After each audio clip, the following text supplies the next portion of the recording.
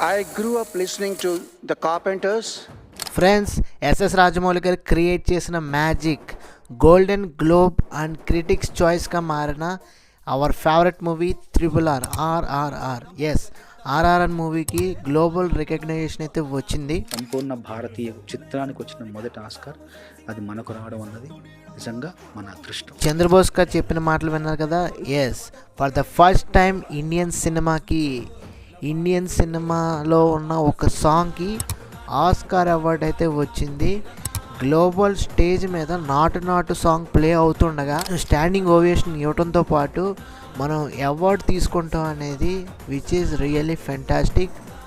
మన ఇండియాకి ఇది ఒక మైల్ స్టోన్గా ఎప్పటికీ ఉంటుంది ఆస్కార్ అవార్డు రావటం అనేది.